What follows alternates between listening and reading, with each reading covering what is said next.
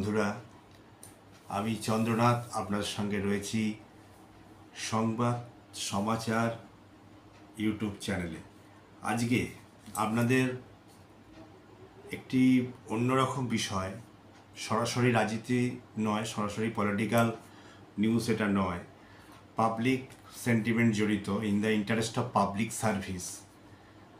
সেই ব্যাপারে আমি একটা ইস্যু নিয়ে আপনাদের বলবো এবং তার সঙ্গে রিলেটেড কিছু ইস্যু চলে আসবে।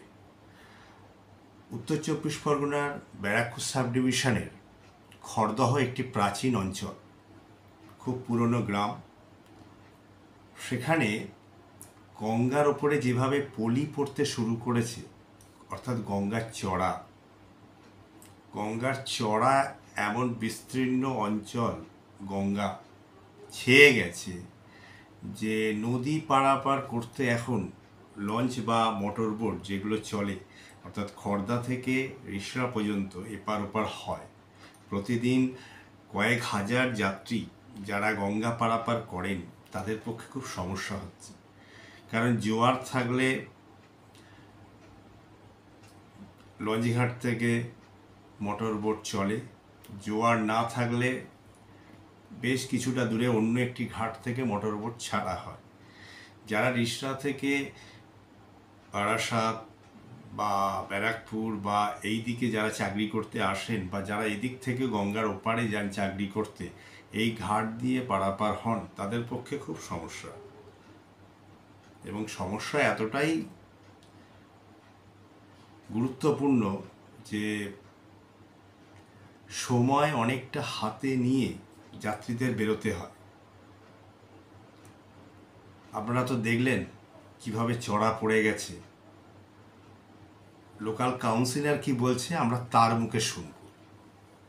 আসুন শুনি উনি কি বলছে। গঙ্গা চড়ার নিয়ে আপনি যে চিঠি করেছেন, তার রিপ্লাই কি এসছে? এখনো অবধি রিপ্লাই আসেনি। কেন্দ্রীয় সরকারের কাছে আমাদের বর্তমান এমপি সৌগত রায় লিখিত দিয়েছেন, তার কপি আমার বাড়িতে আছে। আমি জানি এখন গিয়ে দিল্লি এবং রাজ্যের যা রাজনৈতিক অবস্থা, সেই ক্ষেত্রে কিভাবে কি করা যায়, আপনারা রিপোর্টার মহাশয়, আপনারা যদি একটু এদিক ওদিক দেখাদেখি করেন, তারপর না দৌড়তে হবে, রাস্তা খুললে দৌড়ানো যাবে। এই 5 বারের কাউন্সিলর হিসেবে বারংবার রিষড়া পৌরপ্রধান, খড়দা পৌরপ্রধান, এমনকি আমাদের মন্ত্রী এমএলএ সকলকে জানিয়েছি যে গঙ্গার এই অবস্থা। আমাদের এখানে শ্যামসুন্দর মন্দির আছে, সেই শ্যামসুন্দর এখানে ভেসে এসেছিলো, তাই শ্যামসুন্দর ঘাট বলে নামক হচ্ছে এই ঘাটটাকে রক্ষণাবেক্ষণ করার জন্য। রিষড়া পৌরসভা পূর্বতন চেয়ারম্যান বিজয়সাগর মিশ্র দায়িত্ব নিয়েছিল।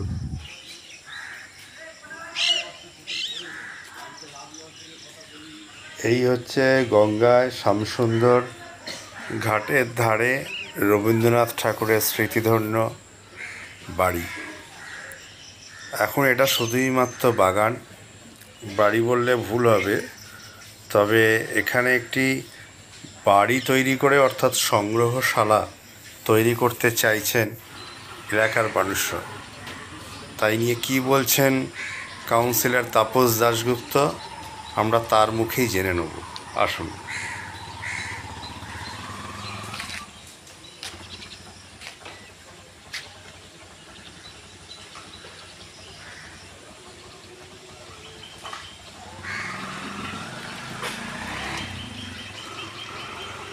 রবীন্দ্রনাথের বাগান বাড়িটা নিয়ে আপনি যে চিঠিপত্র করেছেন, এটা কি পারপাসে, এখানটা কি করাতে চাইছেন?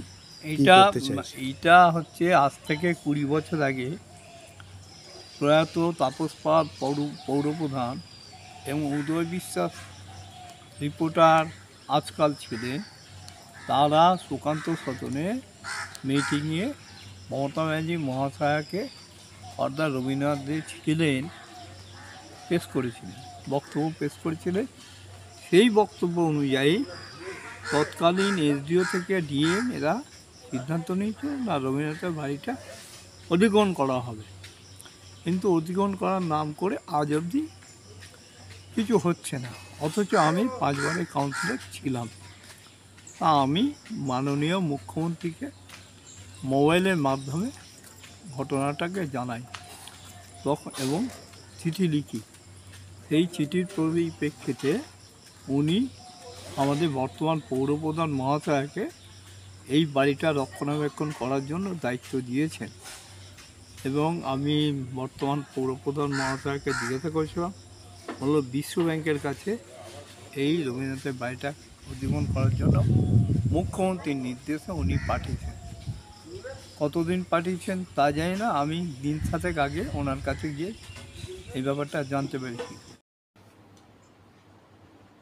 আপনারা শুনলেন পুরো বিষয়টি, কি বলতে চাইলেন তাপসবাবু এবং তিনি এর জন্য কি কি ইনিশিয়েটিভ নিয়েছেন। বর্তমান পৌরসভা, পৌরপ্রধান সবাইকে নিয়ে উনি এই সমস্যাগুলো সমাধানের চেষ্টা করছেন।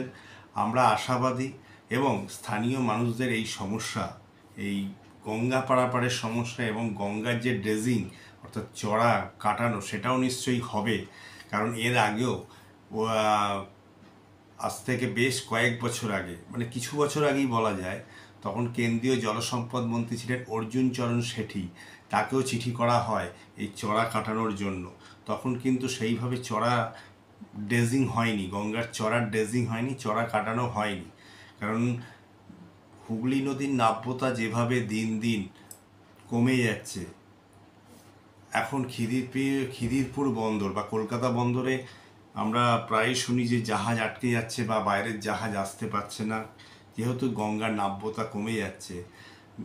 গঙ্গা দিয়ে যে জল প্রবাহ হয় বা বর্ষাকালে যে গঙ্গায় জলরাশি, যে তা ঠিকমতো বইতে পারে না। গঙ্গা নদীর দুপারে বহু অঞ্চলে বন্যা হয়ে যায়। এর কারণ হচ্ছে গঙ্গা নদীর নাব্যতা কমে যাওয়া। এই গঙ্গা নদীর নাব্যতা বা গঙ্গা নদীর নাব্যতাকে বাড়ানোর জন্য, চড়াকে ড্রেজিং করার জন্য সরকারের ইমিডিয়েট উচিত এরও সদর্থক পদক্ষেপ নেওয়া।